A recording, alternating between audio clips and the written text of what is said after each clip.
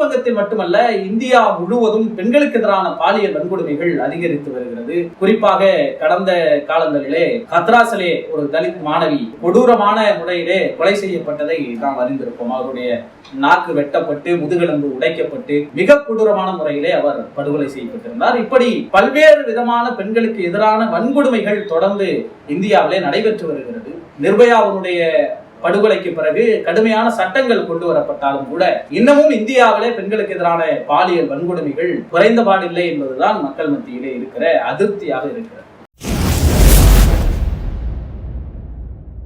8ஆம் தேதி வெள்ளிக்கிழமை இரவு உணவை முடித்துவிட்டு, வேலையெல்லாம் முடித்துவிட்டு தூங்க சென்றிருக்கிறார். எங்கே சென்றிருக்கிறார் என்றால், அங்கே இருக்கிற கான்பரன்ஸ் கால். காலையில் அதிகாலை ஒரு 3-5 மணி நேரத்திலே அவர் உடல் என்பது அரை நிர்வாண கோலத்திலே கண்டறியப்பட்டிருக்கிறது. காலையிலே மருத்துவர்கள், வேலைக்கு வந்தவர்கள், அங்கே இருக்கிற பணியாளர்கள் அந்த கான்பரன்ஸ் காலை பார்க்கிற பொழுது அவர் அரை நிர்வாண கோலத்திலே அவருடைய உடல் கண்டெடுக்கப்பட்டிருக்கிறது. அப்படி கண்டெடுக்கப்பட்டவுடன் மருத்துவமனை நிர்வாகத்திலிருந்து அவருடைய பெற்றோர்களுக்கு தகவல் என்பது அவர் தற்கொலை செய்து கொண்டு இறந்திருக்கிறார் என்கிற தகவலை அளித்திருக்கிறார்.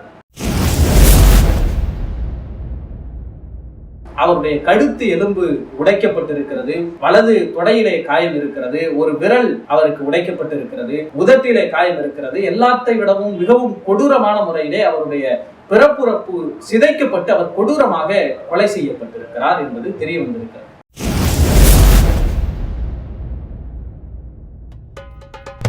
Karim's biryani paradise at liberty and catering services, கோடம்பாக்கத்தின் அறுசுவை அடையாளம்.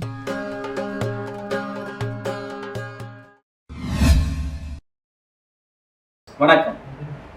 மேற்கு வங்கம் மட்டுமல்ல, இந்தியா முழுவதும் பற்றி எரிந்து கொண்டிருக்கிற ஒரு விஷயம் மருத்துவ மாணவி பாலியல் பலாத்காரம் செய்யப்பட்டு படுகொலை செய்யப்பட்ட நிகழ்வுதான். இந்த வழக்கை பொதுநல வழக்காக விசாரித்த கொல்கத்தா உயர்நீதிமன்றம் மேற்கு வங்க அரசு இதை சிபிஐ விசாரணைக்கு உத்தரவிடாததை கண்டித்ததோடு உடனடியாக இந்த வழக்கை சிபிஐ விசாரணைக்கு உத்தரவிட்டிருக்கிறது. அப்படி இந்தியா முழுவதும் மருத்துவர்கள் வீதியில் இறங்கி போராடி வரக்கூடிய அந்த சம்பவத்தை நாம் விரிவாக பார்க்கலாம். மேற்கு வங்க அரசின் கட்டுப்பாட்டில் இயங்கக்கூடிய ஆர்ஜி கர் மருத்துவமனை மிகப்பெரிய கட்டமைப்பை கொண்டது. அந்த மருத்துவமனையில் 250க்கும் மேற்பட்ட மருத்துவ இடங்கள் அங்கே இருக்கிறது.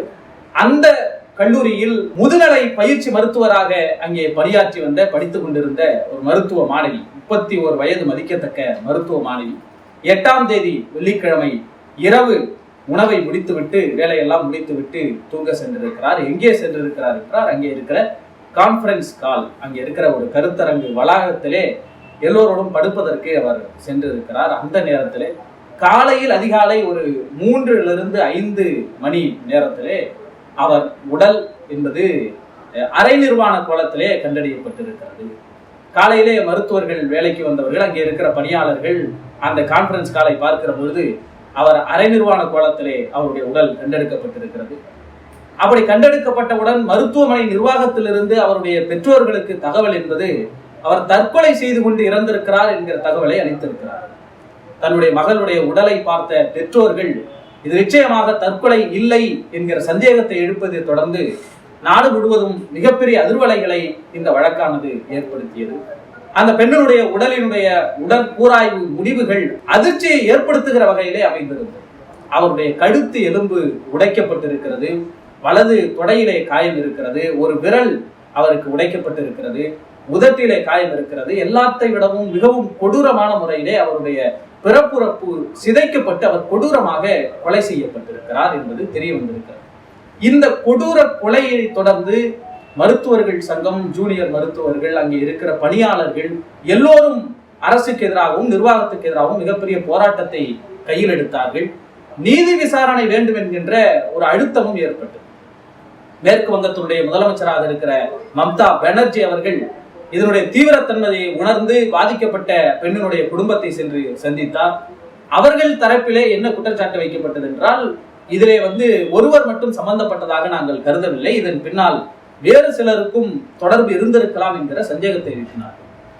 மம்தா பானர்ஜி என்ன சொன்னார்னா, இதை சிபிஐ விசாரணைக்கு உத்தரவிட வேண்டும் என்று அழுத்தங்கள் ஏற்பட்ட போது, சிபிஐ விசாரணையில் எங்களுக்கு ஒன்றும் மாற்று கருத்து இல்லை, ஆனால் ஞாயிற்றுக்கிழமைக்குள் குற்றவாளியை காவல்துறையினர் கண்டிப்பாக கைது செய்வார்கள், கண்டுபிடிப்பார்கள் என்று அறிவித்திருந்தார். அதன் அடிப்படையிலே சஞ்சய் ராய் என்கின்ற 33 வயது மதிக்கத்தக்க ஒரு கொலையாளியை கைது செய்திருக்கிறார்கள்.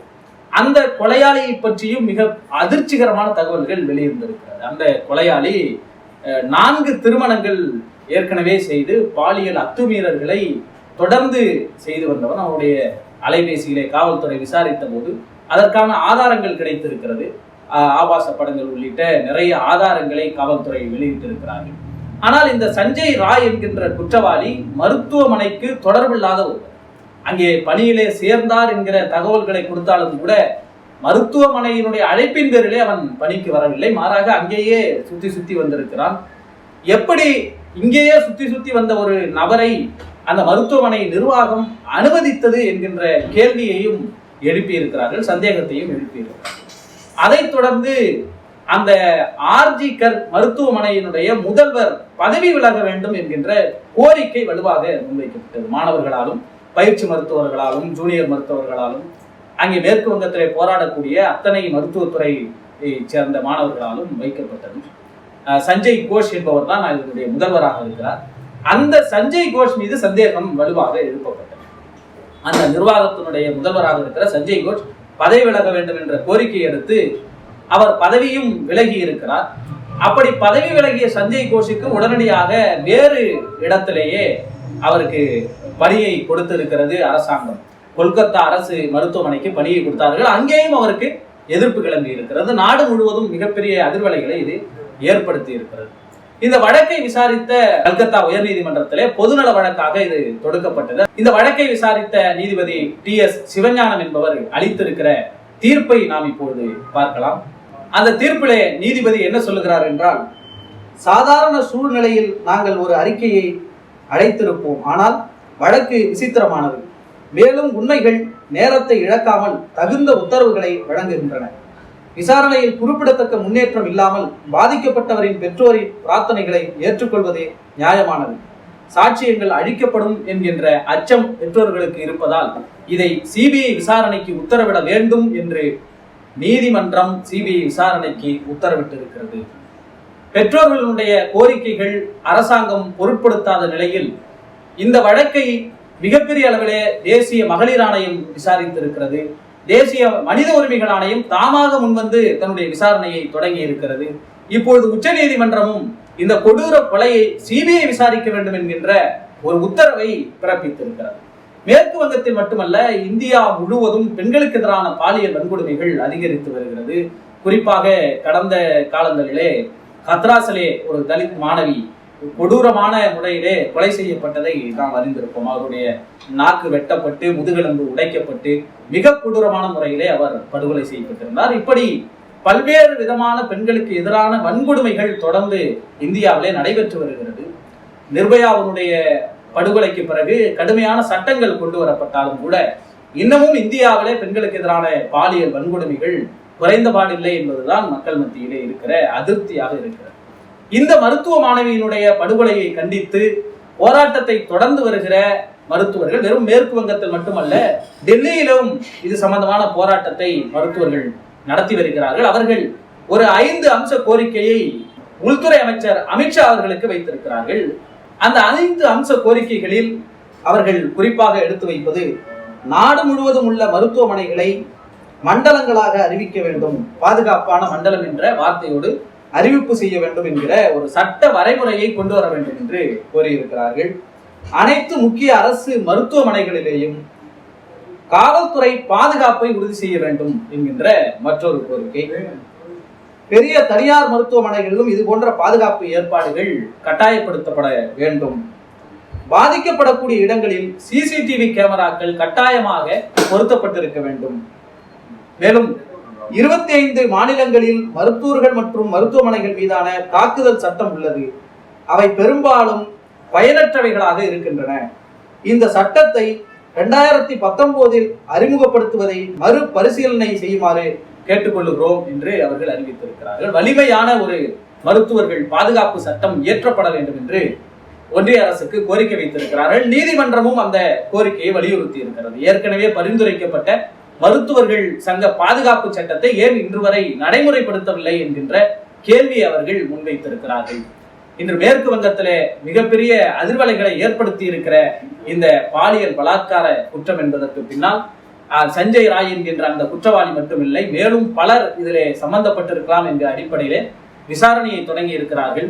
அவரோடு இரவு உணவருந்த சென்ற, இரவு பணியில் இருந்த ஜூனியர் மருத்துவர்களுக்கும் அங்கே பணியாற்றிய மற்ற பணியாளர்களுக்கும் இந்த விசாரணை குழு சம்மன் அனுப்பி இருக்கிறது. இந்தியா முழுவதும் மிகப்பெரிய பேசுபொருளாக இருக்கிற இந்த வழக்கு சிபிஐ விசாரணையோடு இன்னும் உண்மையான குற்றவாளிகள் கண்டறியப்பட வேண்டும் என்கின்ற நோக்கத்தில் நாமும் இதை வெளிக்கொணர விரும்புகிறோம். நன்றி, வணக்கம்.